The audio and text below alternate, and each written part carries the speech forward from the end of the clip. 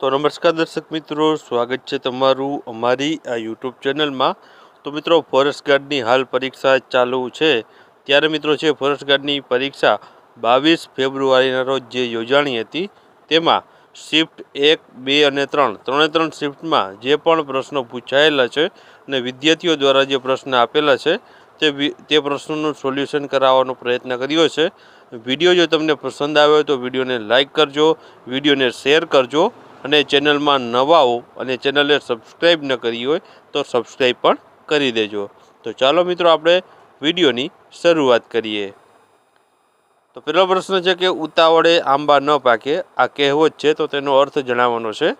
તો મિત્રો, આનો જે છે અર્થ થશે કે જલ્દીમાં કામ સરખું ન થાય, એટલે જ કહેવામાં આવે છે કે ઉતાવળે આંબા ન પાકે। ઉતાવળ કરવાથી કંઈ આંબો પાકી ન જાય, તેમ જલ્દી કામ છે તે સરખું ના થઈ શકે। ત્યારબાદ રાત દિવસ સમાસ ઓળખાવો। તો મિત્રો, રાત અને દિવસ એમ તેનો વિગ્રહ થાય છે, તો અહીં વચમાં અને શબ્દ આવે છે, તો દ્વંદ્વ સમાસ છે આમાં થશે, રાત અને દિવસ। ત્યારબાદ એનજીટીમાં ઓછામાં ઓછા સભ્યો કેટલા હોય છે?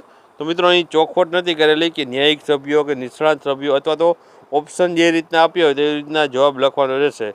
મોટાભાગે ન્યાયિક સભ્યોમાં ઓછામાં ઓછા 10 અને વધુમાં વધુ 20 હોય છે, અને નિષ્ણાત સભ્યો 10 ઓછામાં ઓછા હોય અને વધુમાં વધુ 20 હોય છે। જો તમને પરીક્ષામાં છે કે ઓછામાં ઓછા 20 વધુમાં વધુ 40 એમ આપેલું હોય તો ઓછામાં ઓછા સભ્યો 20 આવશે।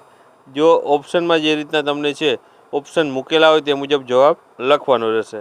ત્યારબાદ સૌથી જૂનું અભયારણ્ય, મિત્રો આ પ્રકારનો એક પ્રશ્ન હતો। તો મિત્રો, જીમ કાર્બેટ નેશનલ પાર્ક ભારતનું સૌથી જૂનું વન્યજીવ અભયારણ્ય છે રહેલું છે।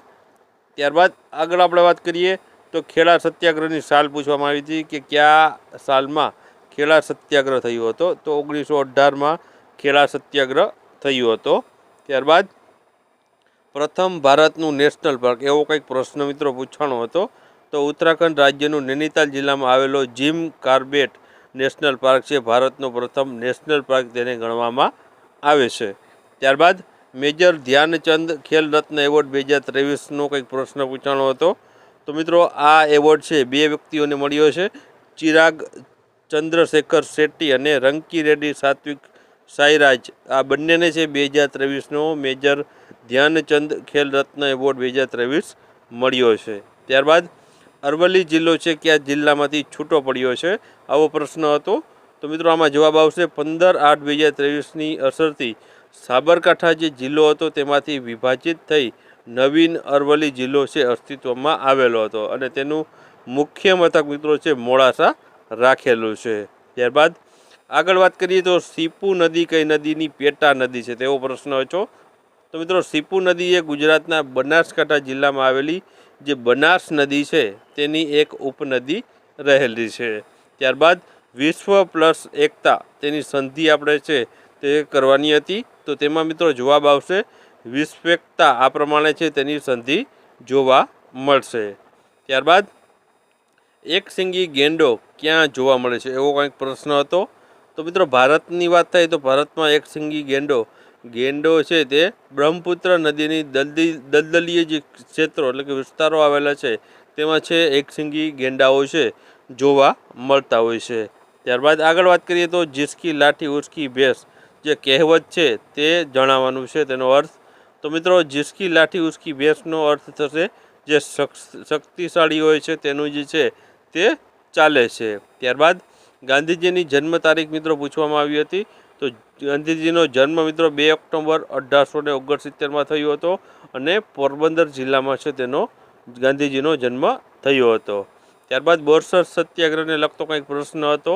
તો આપણે જોઈએ અહીં તો 1922-23માં અંગ્રેજો દ્વારા લાદવામાં આવેલા અન્યાયી હેન્ડિયા વેરાના વિરોધમાં આ બોરસદ સત્યાગ્રહ છે તે કરવામાં આવ્યો હતો। ત્યારબાદ લાભાલાભ જે સમાસ છે ઓળખવાનો હતો। તો મિત્રો, લાભાલાભમાં સમાસ આવશે સમહાર દ્વંદ્વ સમાસ। ત્યારબાદ તરતો સોલર પાર્ક છે તે ક્યાં આવેલો છે? એવો પ્રશ્ન હતો। તો મિત્રો, તરતો જે સોલર પાર્ક છે તે મધ્યપ્રદેશ રાજ્યમાં નર્મદાના ઓમકારેશ્વર ડેમ ઉપર છે આ તરતો સોલર પાર્ક છે તે આવેલો છે।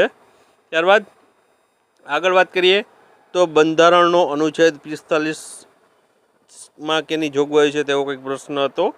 તો મિત્રો બંધારણના અનુચ્છેદ નંબર 45માં રાજ્યની બાળકો છે તેના માટે મફત અને ફરજિયાત શિક્ષણ અંગેની જોગવાઈઓ છે તે જોવા મળે છે. ત્યારબાદ સાગ અને સાલ કયા જંગલોમાં જોવા મળે છે આવો કંઈક પ્રશ્ન હતો. તો મિત્રો આપણે ગુજરાતને સંદર્ભમાં જોઈએ તો ગીરના જંગલ અને ડાંગના વાસંદા જંગલમાં છે તે સાગ અને સાલના જે છે જે જોવા મળે છે. ત્યારબાદ મિત્રો આપણે વાત કરીએ તો બંધારણનો અનુચ્છેદ 19માં કઈ જોગવાઈઓ છે તેવો કંઈક પ્રશ્ન હતો. તો અનુચ્છેદ 19માં મિત્રો છે બંધારણ દ્વારા નાગરિકોને છે 6 પ્રકારની અલગ અલગ જે સ્વતંત્રતાઓ આપવામાં આવી છે તેની જોગવાઈઓ કરવામાં આવેલી છે. ત્યારબાદ અનુચ્છેદ 17ને લગતો પ્રશ્ન પૂછાણો હતો. તો અનુચ્છેદ 17માં અસ્પૃશ્યતા નાબૂદી અંગે છે જોગવાઈઓ કરવામાં આવેલી છે. ત્યારબાદ ખીજડીયા જે પક્ષી અભયારણ્ય છે તે ક્યાં આવેલું છે? તો મિત્રો આ ખીજડીયા પક્ષી અભયારણ્ય જામનગર જિલ્લામાં આવેલ છે. ત્યારબાદ નળ સરોવર છે તે કયા જિલ્લામાં આવેલું છે? તો નળ સરોવર મિત્રો સુરેન્દ્રનગર જિલ્લામાં અને અમદાવાદની નજીક આ નળ સરોવર છે તે આવેલું છે.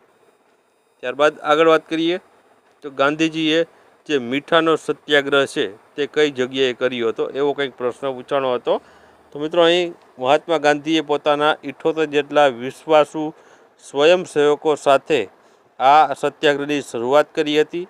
24 દિવસ સુધી પ્રતિદિન 10 માઇલ અંતર કાપી આ કૂચ સાબરમતી આશ્રમથી શરૂ થઈને નવસારી નજીકના દરિયા કિનારે આવેલા દાંડી ગામે પૂરી કરવામાં આવી હતી.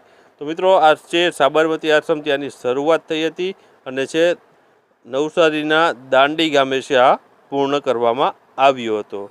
ત્યારબાદ એશિયાટિક સિંહનું છે એકમાત્ર નિવાસસ્થાન કયું છે? તો મિત્રો આપણું ગીર અભયારણ્ય છે ત્યાં જે એકમાત્ર નિવાસસ્થાન છે જ્યાં એશિયાટિક સિંહ છે તે જોવા મળે છે. ત્યારબાદ એશિયન ગેમ્સ 2023માં ભારતે છે કેટલા ગોલ્ડ મેડલ જીત્યા છે? તો મિત્રો ભારતે 28 ગોલ્ડ, 38 સિલ્વર અને 41 બ્રોન્ઝ મેડલ છે ભારતે જીત્યા છે.